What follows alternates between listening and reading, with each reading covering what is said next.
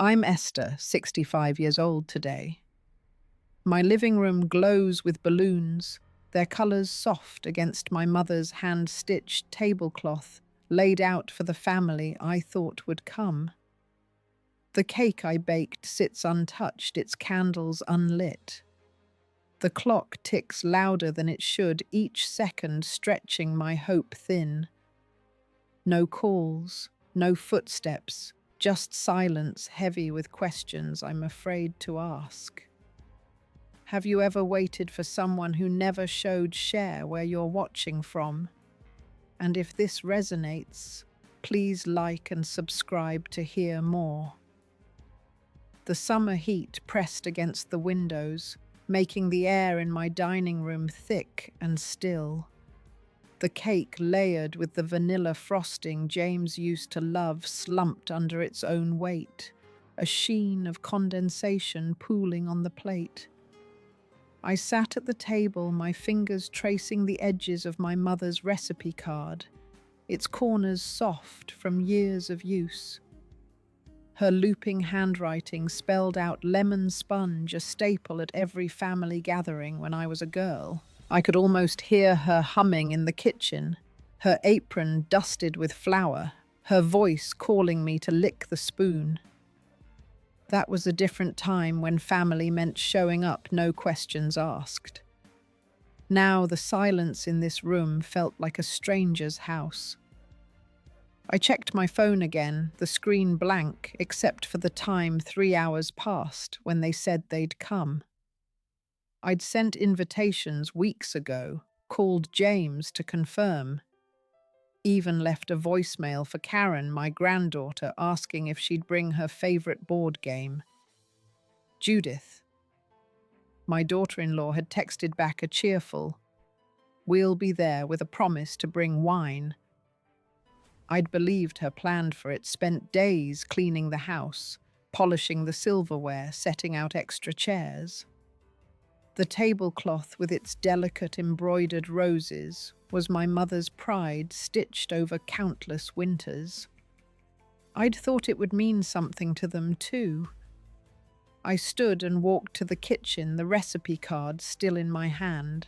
The sink gleamed, the counters spotless, every detail ready for a celebration that wasn't happening.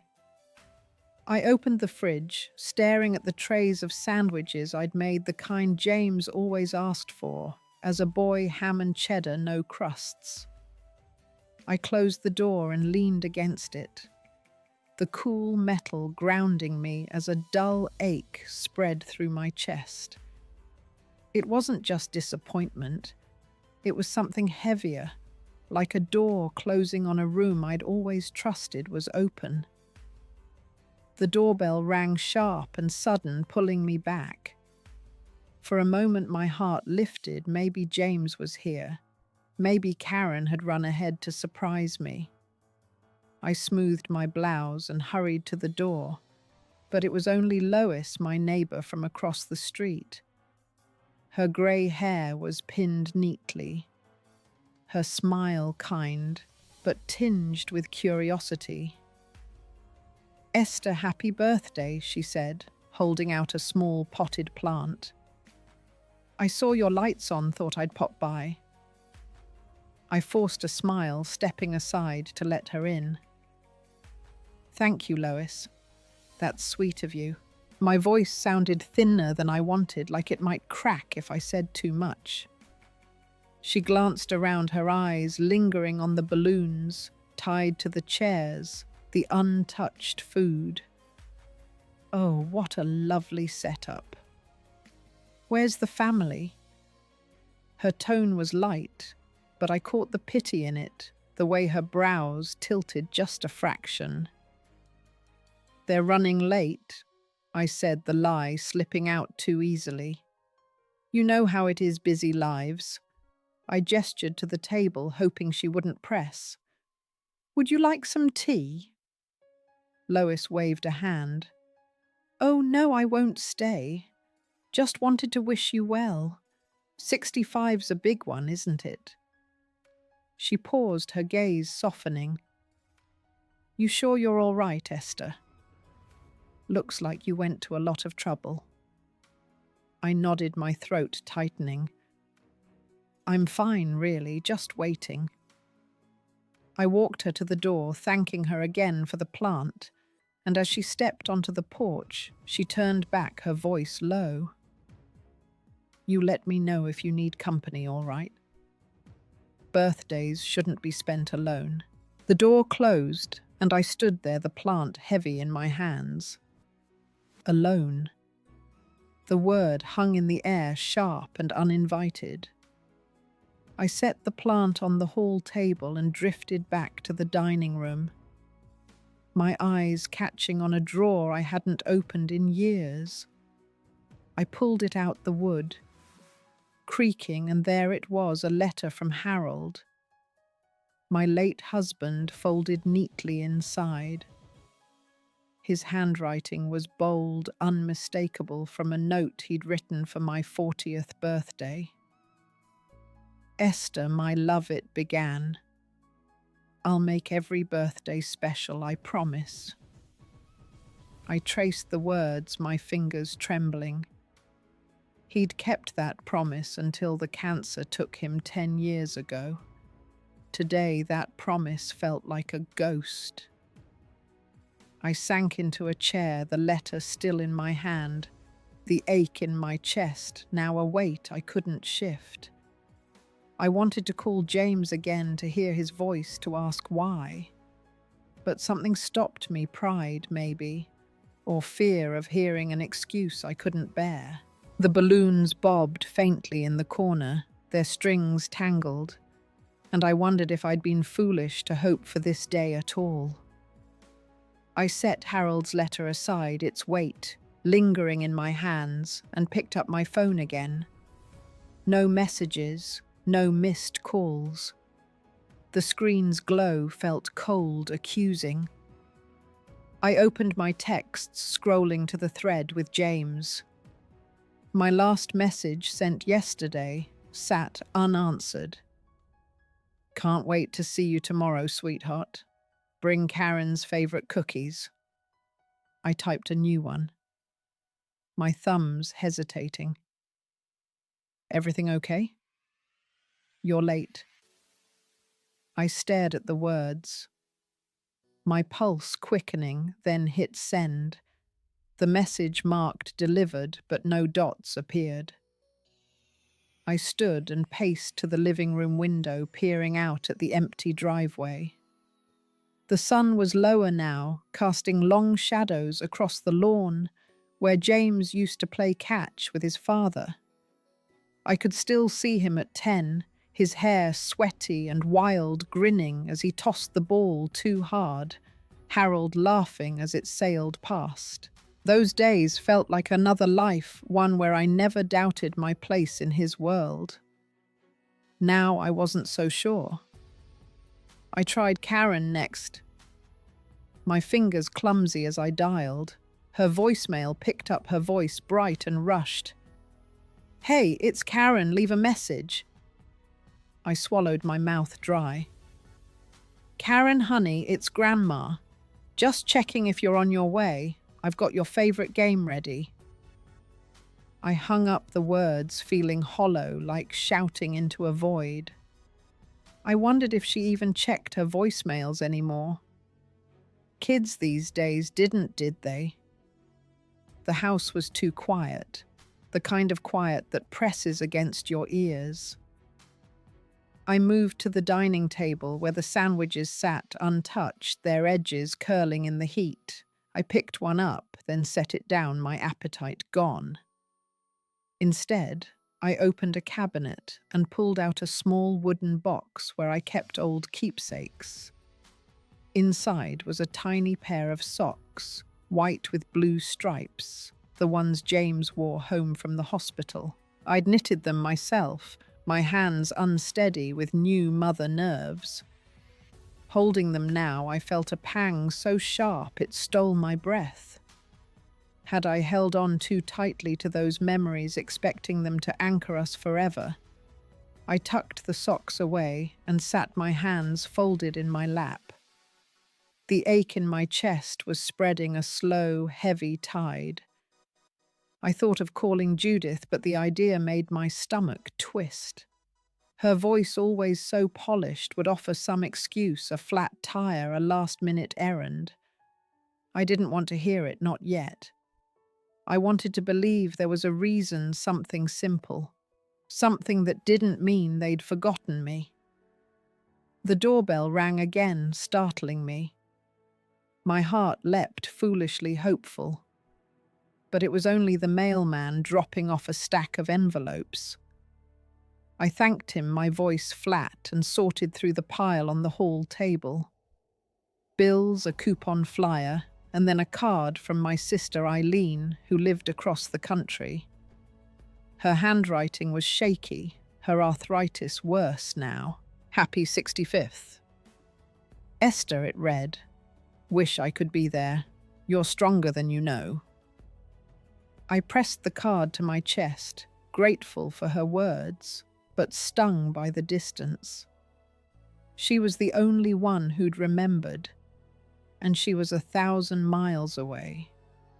I returned to the dining room, the card still in my hand, and sat heavily in my chair. The balloons had started to droop, their strings slack against the chair backs. I opened my phone again, almost against my will, and refreshed my messages.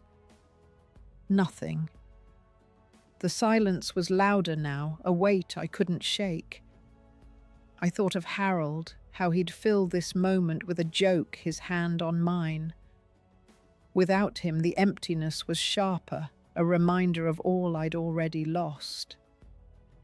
I closed my eyes, trying to push it down, but the hurt was rising unstoppable, like a wave about to break. The evening light faded, painting the dining room in dull greys. I sat at the table, Eileen's card still clutched in one hand, my phone in the other. The screen was still empty. No reply from James or Karen.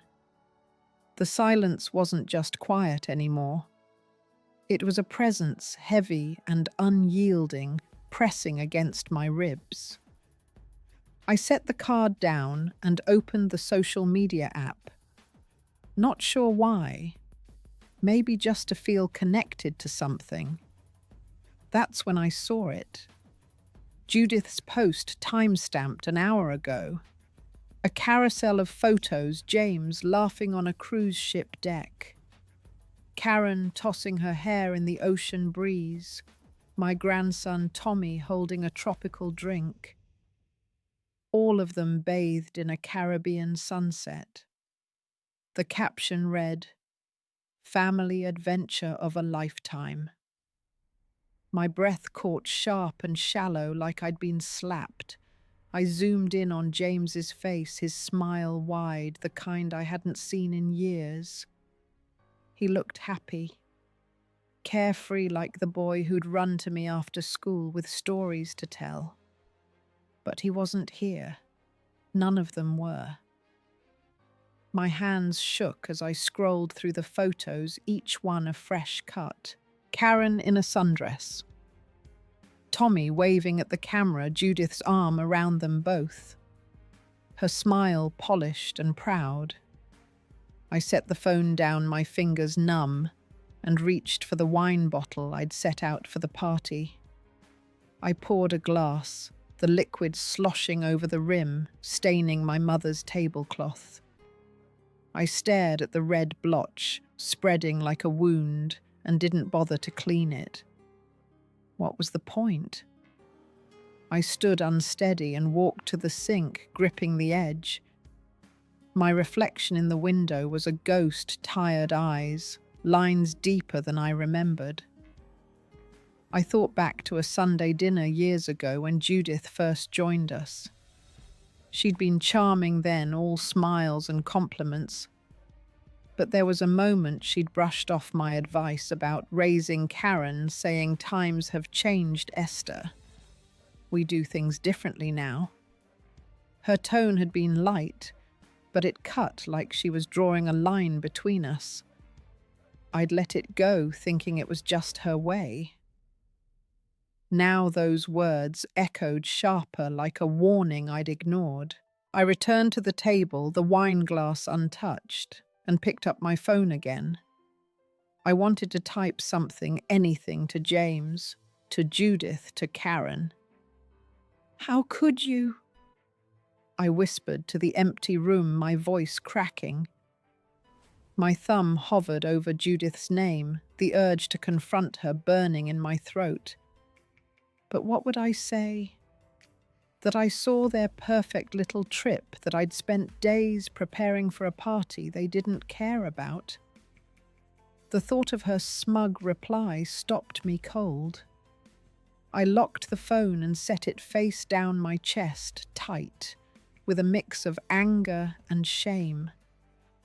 The doorbell rang, and for a fleeting second I thought it might be them. But it was Frances, my friend from church. Her face bright with a birthday smile. "Esther." "I couldn't let the day pass without stopping by," she said, holding a small gift bag.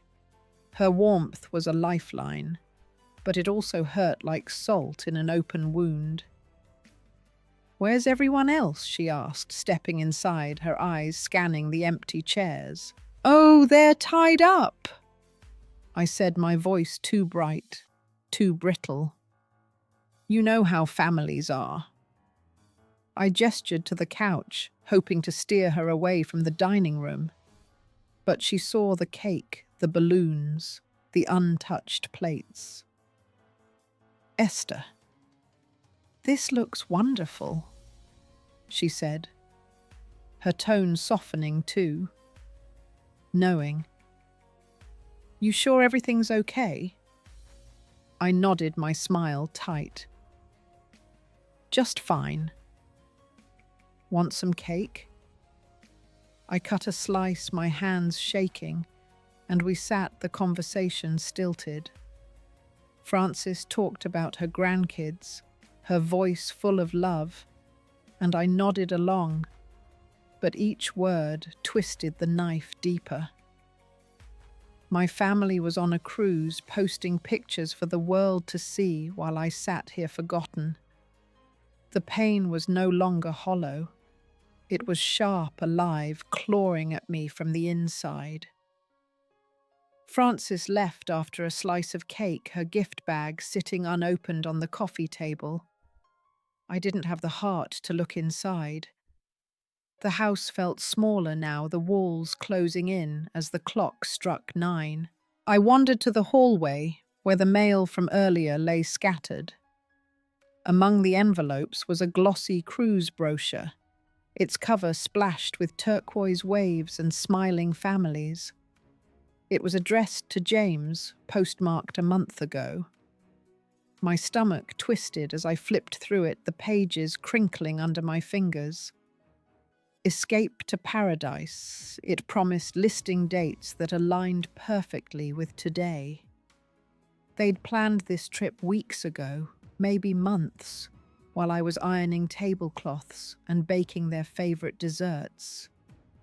I dropped the brochure, my hands cold. They hadn't just forgotten. They'd chosen to leave me behind. I sank onto the staircase, the wood creaking under my weight, and stared at the brochure on the floor. A memory surfaced unbidden, Judith at a family picnic years ago. Her voice sharp as she told me, "You worry too much about tradition, Esther. Live a little." I'd laughed it off, thinking she was just young bold. Now I saw it for what it was. A dismissal, a sign she'd never valued what I held dear.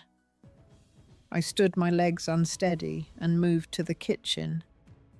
The sink was still full of dishes I'd washed to keep busy, but I grabbed a sponge anyway, scrubbing at a spotless plate. The motion was mindless, a way to keep my hands from shaking. I thought of Karen, my sweet granddaughter, who used to spend summers here drawing pictures at this very table. Had she known about the cruise? Had she agreed to go, knowing I'd be waiting?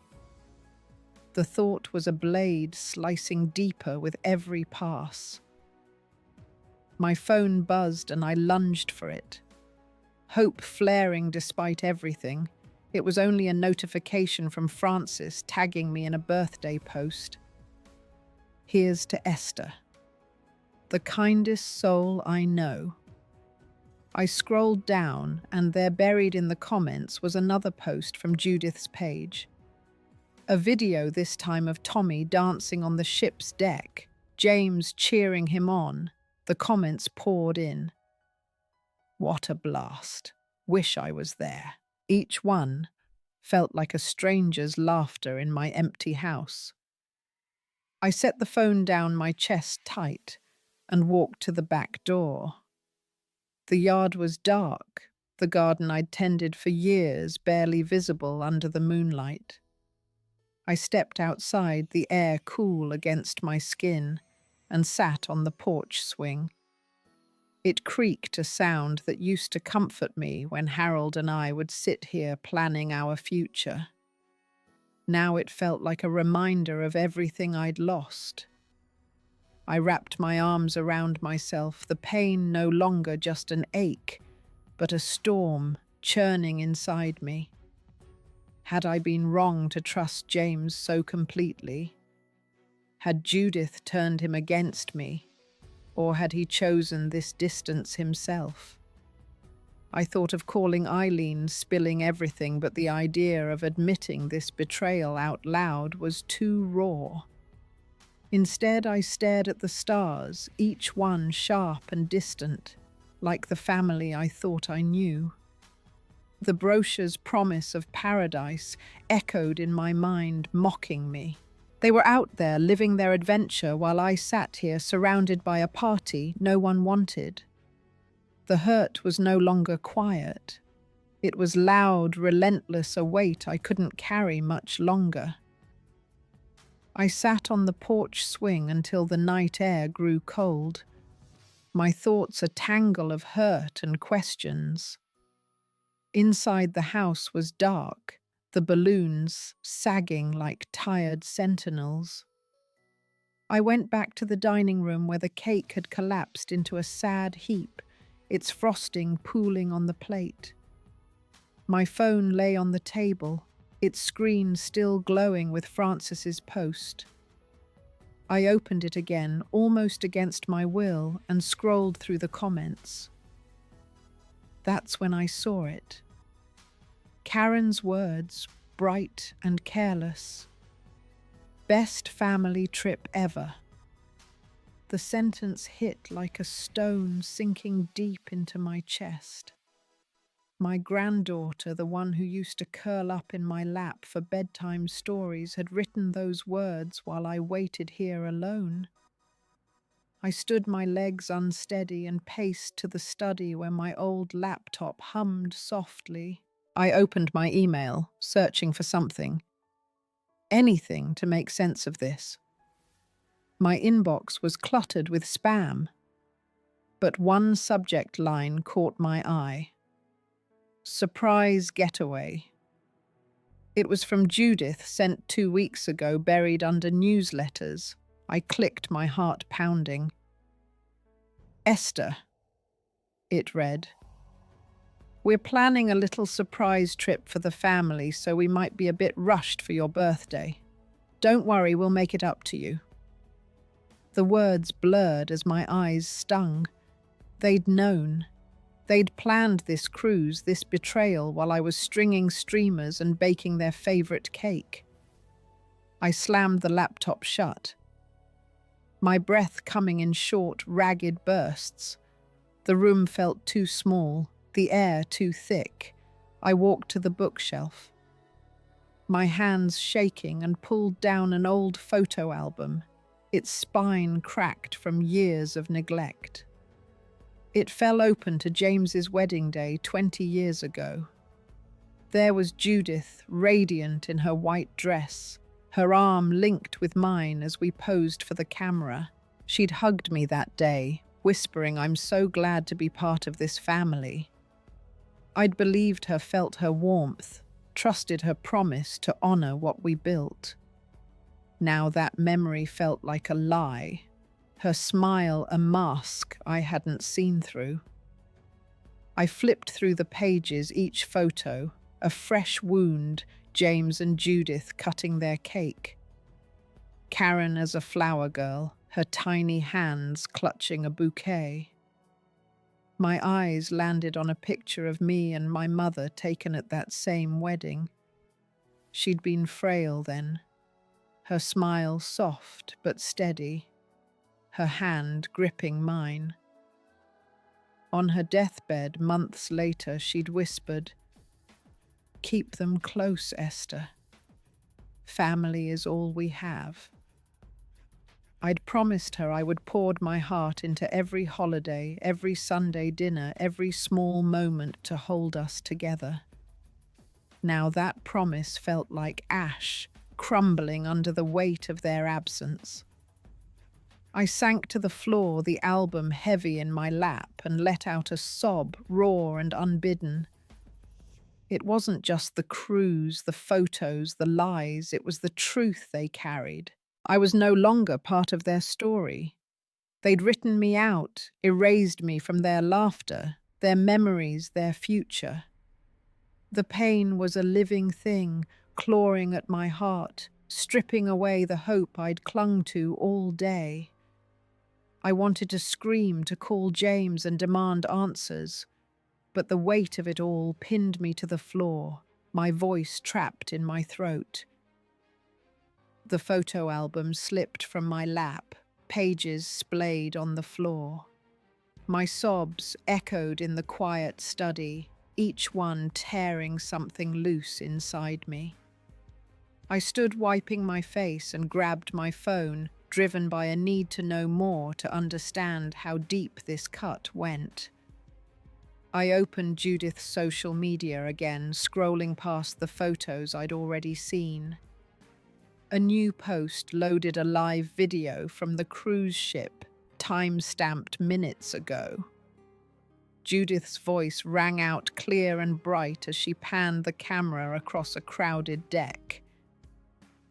"We're having the time of our lives," she said, her smile wide. "Nothing beats family time." The camera swung to James, who raised a glass, and then to Tommy, giggling as he chased a balloon.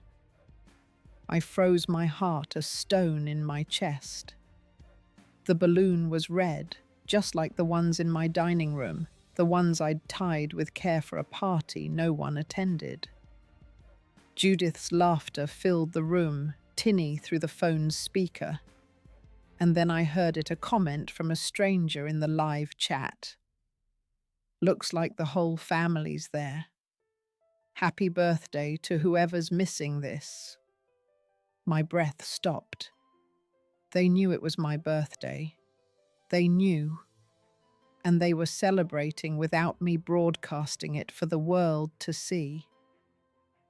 I dropped the phone, its screen still glowing, and stumbled to the hallway. My eyes caught on a framed picture of Tommy's first birthday. His tiny hands smeared with frosting, me kneeling beside him, smiling. I'd planned that day too, spent hours making it perfect for my grandson. Now that memory felt stolen, replaced by the image of him dancing on a ship I wasn't invited to. I pressed my hand to my mouth, trying to stifle another sob, but it broke free, raw and jagged. I moved to the living room, where the air felt stale, heavy, with the scent of wilting flowers I'd arranged for the table. My fingers brushed against a small box on the mantel, a gift from my mother years ago. Inside was a silver charm, a tiny house engraved with "Home is Love." She'd given it to me when James was born, a reminder of the family we were building. I clutched it now, the metal cold against my palm, and felt her words from her deathbed echo again. Keep them close. I'd tried. I'd poured my life into it, and they'd left me here alone while strangers cheered their joy online. My phone buzzed again and I flinched, dreading another post. It was a text from Tommy, short and careless, "Happy birthday, Grandma." "Sorry we're busy." The words were a punch. His innocence twisted into something cruel by the context. He was 7, too young to understand, but Judith wasn't. James wasn't. They'd chosen this, planned it. Let me fade into the background of their lives. I sank onto the couch, the charm still in my hand.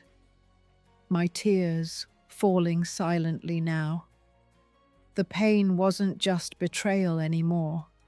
It was a shattering, a realization that the family I'd built my world around had rewritten me out of it, leaving me with nothing but echoes of a life I thought we shared. The charm slipped from my hand, clattering onto the hardwood floor.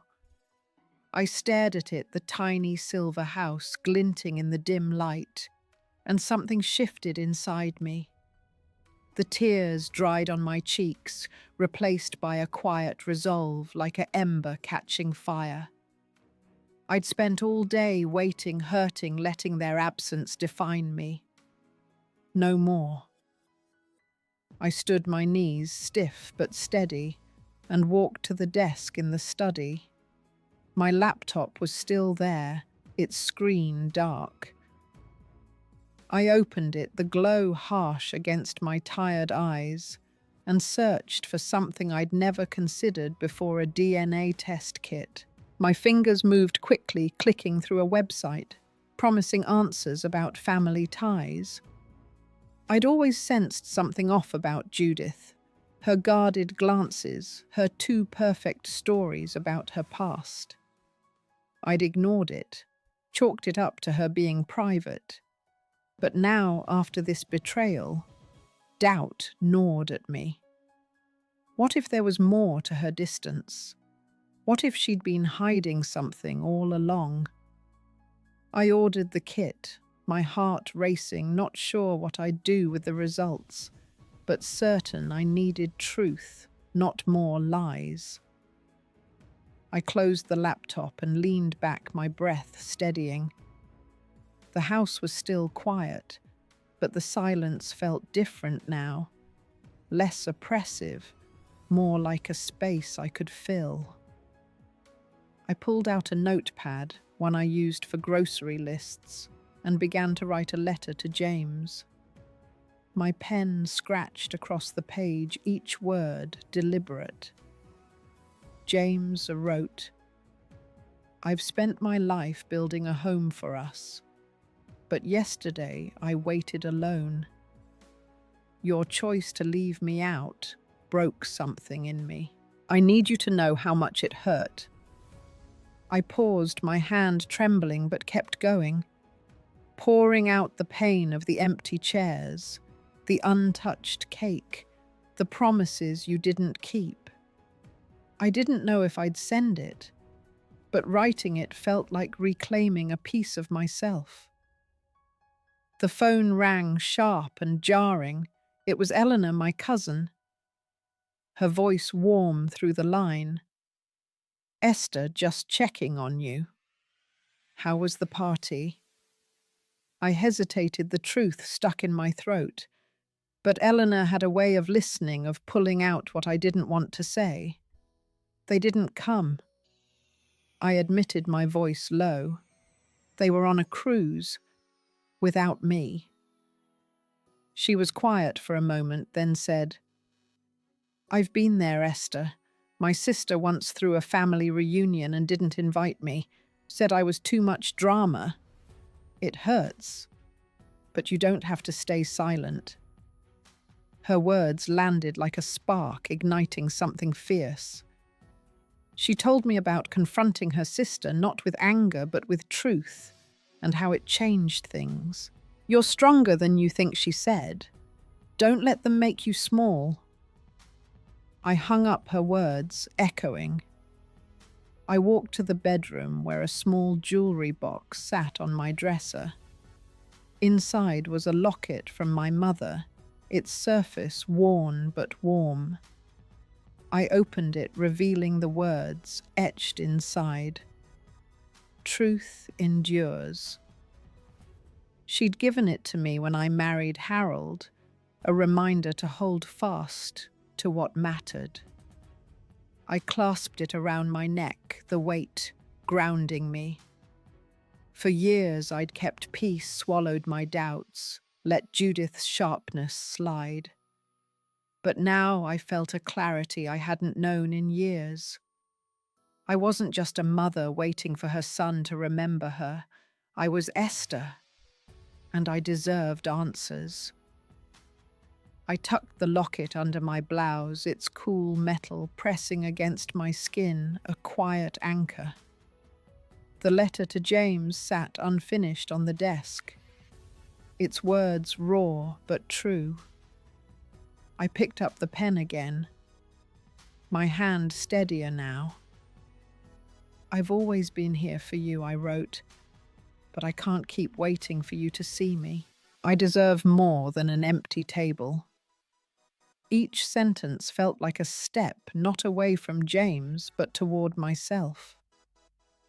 I sealed the letter in an envelope, my fingers lingering on the flap. I wasn't ready to send it, not yet, but holding it felt like holding a piece of my own strength. I moved to the kitchen where the dishes from my uncelebrated party still cluttered the counter. I started washing them, the warm water soothing my hands.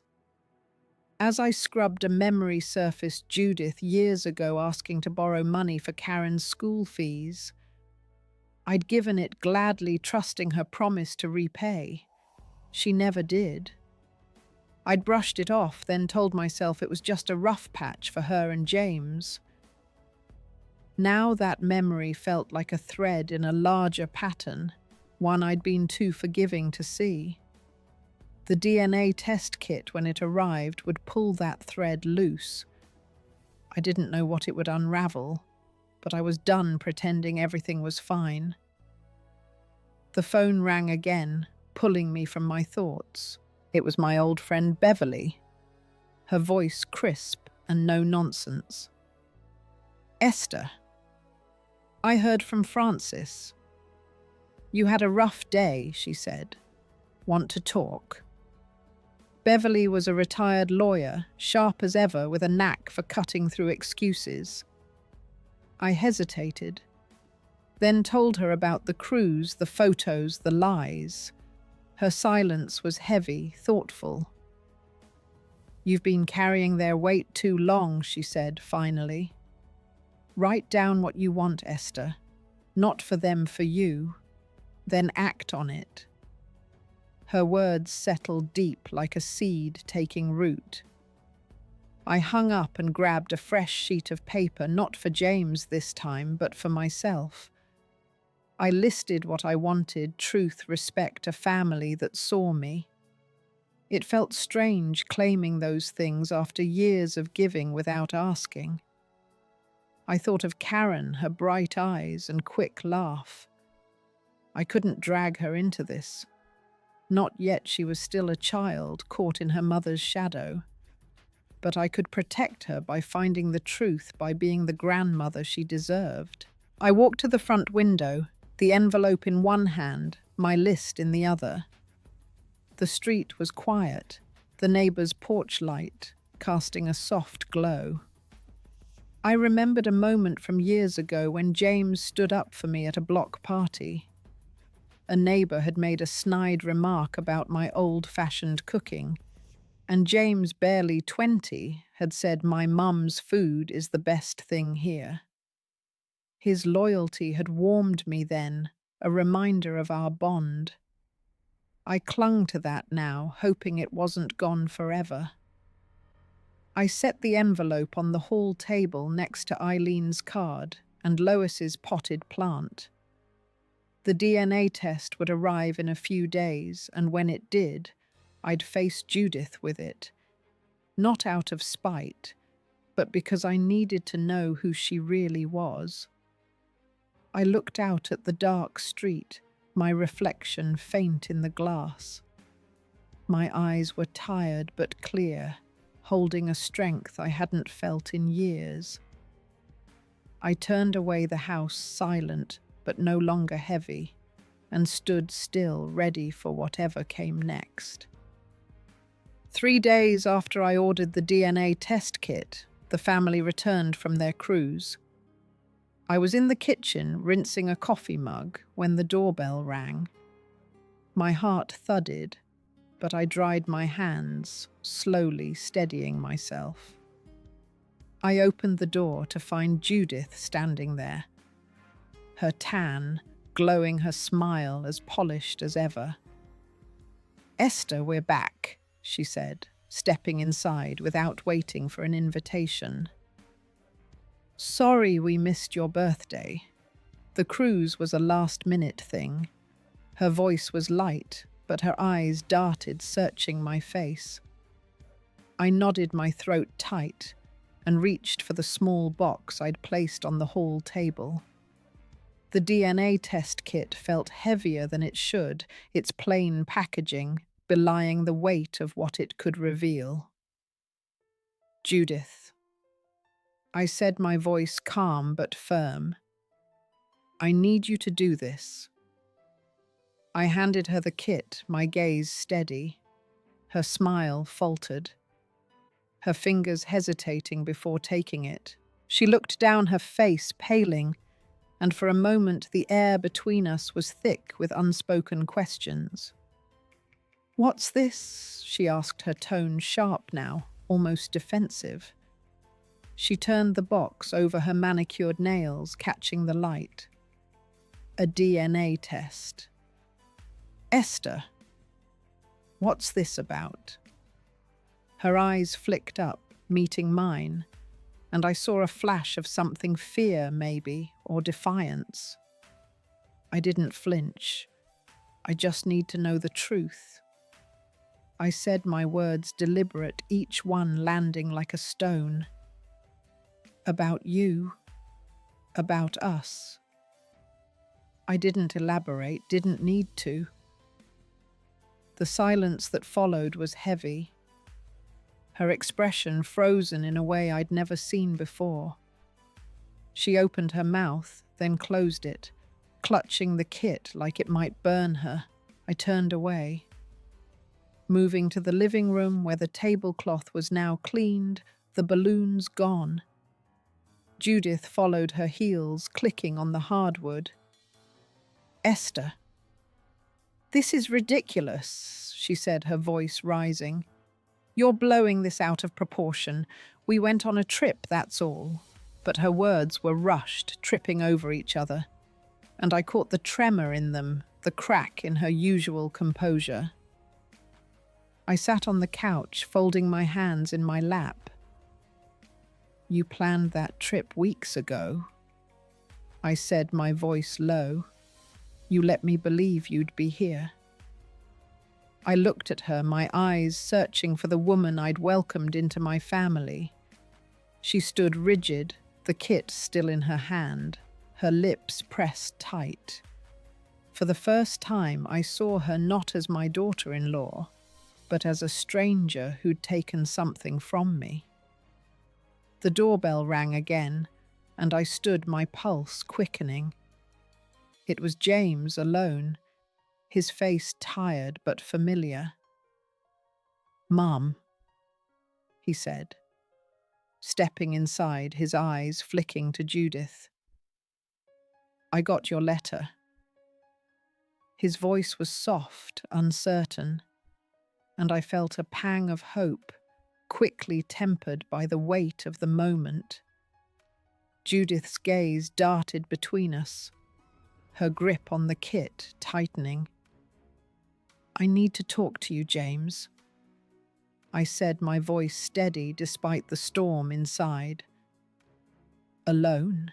I glanced at Judith, who hesitated, then nodded sharply and stepped toward the door. "I'll be outside," she said. Her tone clipped, but her eyes lingered on me, wary, almost afraid. As the door closed behind her, the room felt smaller, the air charged with what was coming. James sat across from me, his hands clasped, waiting. I took a breath, the locket warm against my chest, and felt the truth pressing closer, ready to break free. James sat across from me, his eyes searching mine, the letter I'd written folded in his hand. The living room was dim, lit only by a single lamp, casting long shadows across his face. "Mum," he said, his voice low, almost a whisper. "I didn't know it would hurt you this much." His words were soft, but they carried a weight I hadn't expected, a crack in the wall between us. I wanted to believe him, to see the boy who'd once run to me for comfort, but the sting of his absence was still raw. I leaned forward, my hands clasped tightly to keep them still. "You were on that cruise, James," I said, my voice steady but edged with something colder. "You let me sit here waiting while you celebrated without me." His gaze dropped, his fingers tightening around the letter. He didn't speak, and the silence stretched heavy with things unsaid. I saw the guilt in his posture, the way his shoulders slumped. But it wasn't enough, not yet. I stood and walked to the window, needing distance. The street outside was empty, the neighbor's porch light flickering faintly. I thought of a diary entry I'd written years ago, tucked away in a box upstairs.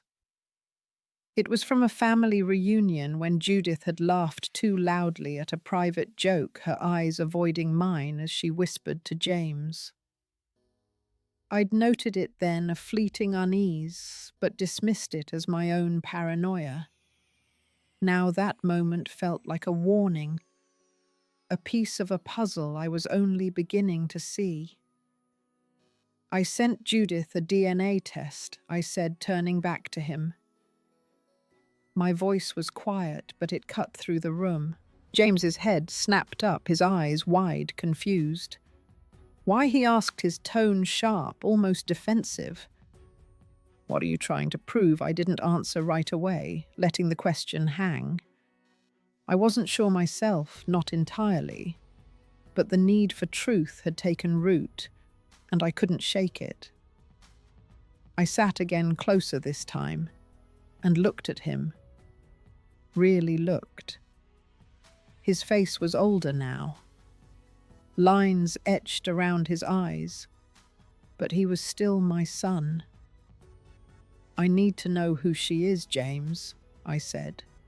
"Not just for me, for you, for Karen, for Tommy." He shook his head, his jaw tight, but he didn't argue. I saw the flicker of doubt in his eyes, the same doubt I'd carried for years, but never voiced. It was a small crack, but it was enough. The phone rang, breaking the moment. It was Beverly again, her voice brisk. "Esther, just checking in. You okay after our talk?" I glanced at James, who was staring at the floor, the letter now crumpled in his hand. "I'm managing," I said, keeping my voice even. Beverly offered to come over, but I declined, needing this moment with my son, however fragile it was. She said something about standing firm, about not letting hurt define me, but her words faded as I watched James's silence grow heavier. He stood, the letter still in his hand, and moved toward the door. "I need to think, Mum," he said, his voice barely above a whisper. "I'll talk to Judith." He didn't look at me as he left, the door closing softly behind him. I sat there, the locket pressing against my chest, the air thick with the weight of what I'd started. The truth was coming, but it felt like a storm I couldn't control, and all I could do was wait for it to break. The morning after James's visit, I woke to a quiet house, the kind of stillness that felt earned, not oppressive. I sat in the garden, a cup of tea cooling in my hands, the early sun filtering through the maple tree. The roses I'd planted years ago bloomed along the fence, their petals soft against the dawn light. I'd been out here since sunrise, needing the open air to sort through the tangle of what I'd done. Handing Judith the DNA test, writing that letter to James, it had shifted something like a weight, lifting just enough to let me breathe. I sipped my tea, the steam curling upward, and thought of James's face last night, his eyes heavy with guilt, but also something softer like the sun I remembered. We'd talked for hours in the garden, the first real conversation in years. He'd admitted Judith planned the cruise behind my back, said he'd gone along to keep the peace. "I didn't think it would hurt you like this, Mum," he'd said, his voice breaking. I'd listened, my heart caught between forgiveness and the ache of what he'd let happen. A breeze stirred, carrying the scent of damp earth. I closed my eyes, and a memory came unbidden. A spring afternoon when James was 8, kneeling beside me in this very garden. He'd insisted on planting marigolds, his small hands clumsy with the trowel dirt smudged on his cheeks. "They'll grow big, right, Mum?" He'd asked, his eyes wide with trust. I'd nodded, promising they would, and we'd spent the day laughing, our fingers stained with soil. That boy was still in him, I thought, somewhere beneath the man who'd forgotten me. I opened my eyes, the garden coming back into focus. The marigolds were long gone, replaced by roses, but the memory steadied me. I'd forgiven James last night, not with words, but in the quiet way I looked at him, the way I let him talk without pushing back. It wasn't absolution for Judith. Her betrayal still stung, but for James it was a start. I wanted him back, not as a child, but as the son who could still choose to see me. Footsteps crunched on the gravel path, and I turned to see Colleen, my neighbour's granddaughter, skipping toward me. She was 12, all elbows, and curiosity, her hair pulled into a loose braid. "Mrs. Esther, your roses are so pretty," she said, crouching to touch a petal. "Can I help you water them?" Her voice was bright, untouched by the weight of grown-up hurts, and it pulled me out of my thoughts. "Sure, honey," I said, handing her the watering can. She moved carefully, her small hands steady, and I watched a warmth spreading through me. Colleen's chatter filled the air, stories of school, her new puppy, her dreams of being a painter. It was simple, ordinary, and for the first time in days, I felt the world loosen its grip. The garden, the tea, Colleen's laughter, it was enough for now, a quiet harbour after the storm. I leaned back, the cup warm in my hands, and let the morning hold me. Colleen's laughter faded as she skipped back to her house, the watering can swinging in her hand. I stayed in the garden, the roses catching the late morning light, their scent mingling with the earth. My tea had gone cold, but I held the cup, its weight, familiar, grounding. I thought of James's promise last night, to make things right, his voice earnest, but fragile. I wanted to trust him, but trust felt like a threadbare quilt, now patched together, but still fraying at the edges. I stood and walked to the shed where I kept my gardening tools. Tucked on a shelf was an old book. Its cover faded where I used to press flowers with James. I opened it, and a single marigold fell out its petals, brittle but still gold preserved from that spring when he was 8. I held it gently, the memory sharp but soft, like a bruise that no longer hurt to touch. It reminded me of what I'd built not just with James, but with myself. A life rooted in love, even when it wasn't returned. I set the book down and walked back to the house, my steps slow. Inside, I opened a drawer and pulled out a small notebook, one I used to jot down recipes or stray thoughts. I flipped to a blank page and wrote, "What I keep my strength, my truth, my garden." It was simple, but it felt like a vow. A line drawn between the woman who waited and the woman I was becoming. I didn't need Judith's approval or even James's full return, not yet. I needed to stand in my own light. The phone buzzed and I glanced at it, a message from Francis inviting me to coffee tomorrow. "You deserve to be celebrated, Esther," she wrote. I smiled, small but real, and set the phone aside. I walked to the living room where the table was bare, now the party remnants cleared away. I thought of my mother, how she'd sit at her own table, her hands folded, her face calm even after hard days. She'd taught me that peace wasn't the absence of pain, but the choice to keep going. I stepped outside again. The garden quiet, now the roses nodding in the breeze. I touched the locket at my neck, its inscription a whisper in my mind. Truth endures. I'd faced the truth, spoken it, and it hadn't broken me. I sat on the porch swing, the wood creaking softly, and looked out at the world I'd tended for so long. It was enough for now to be here whole in the stillness of my own making. Weeks later, I sat in my living room, the morning light spilling through the curtains. The DNA test results had arrived sealed in a plain envelope on the coffee table. I hadn't opened it yet. The truth it held felt like a stone I wasn't ready to lift. Not because I feared it, but because I'd found a steadiness without it. The house was quiet, but it was a different quiet now. Not the heavy silence of that birthday, but a calm that came from choosing myself.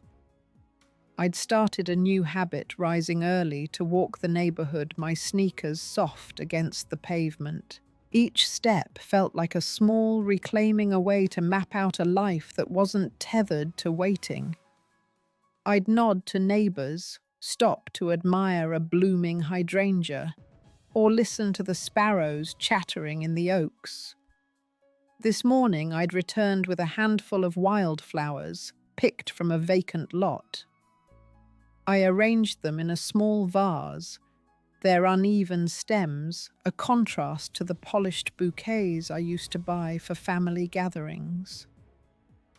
I settled into my armchair, a cup of chamomile tea warming my hands.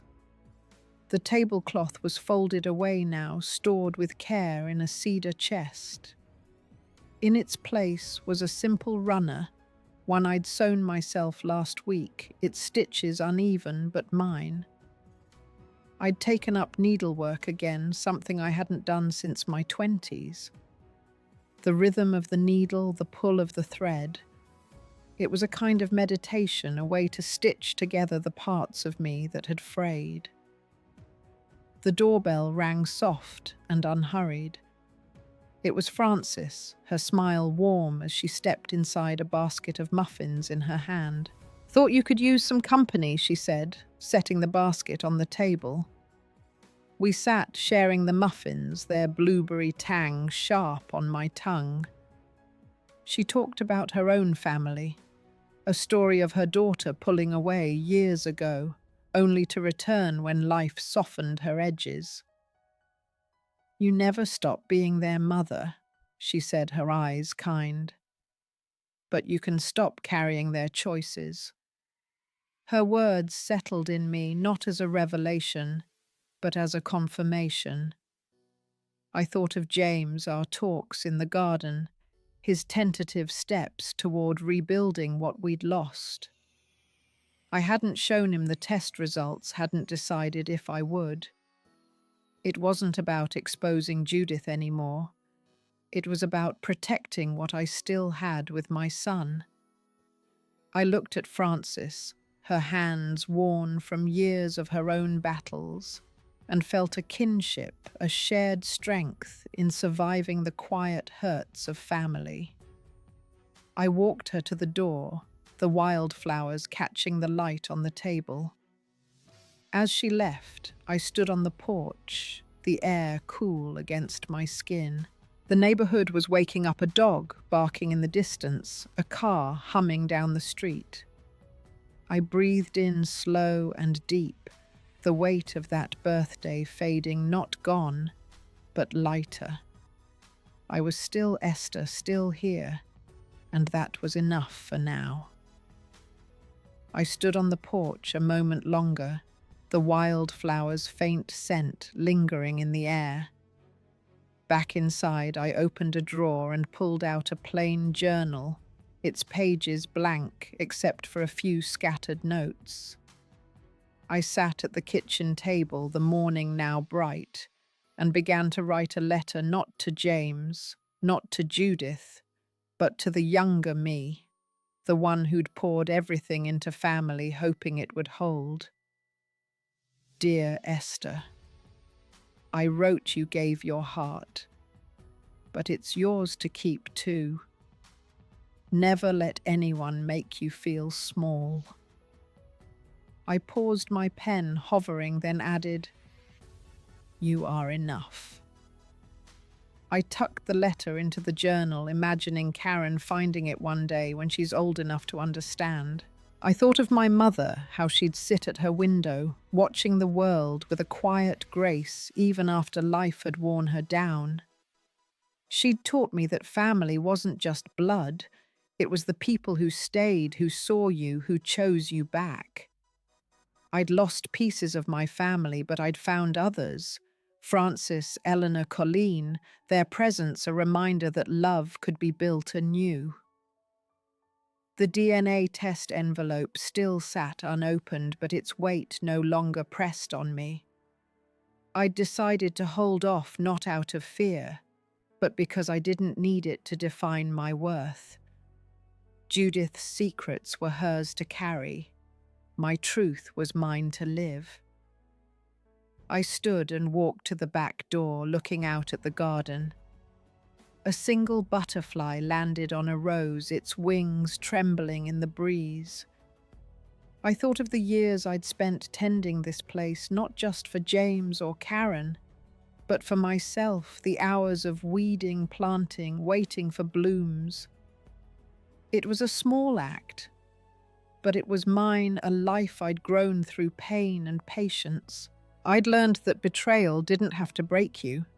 It could teach you to stand taller, to choose who you let close. Forgiveness wasn't about forgetting. It was about freeing yourself to move forward, to plant new seeds.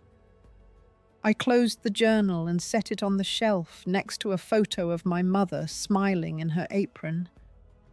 The house felt full now, not with people, but with the life I'd reclaimed.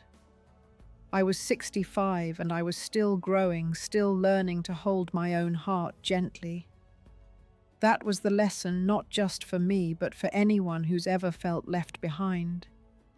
You are your own home, and no one can take that from you. What's a moment when you had to rebuild after a hurt? Share your story in the comments, I'd love to hear it.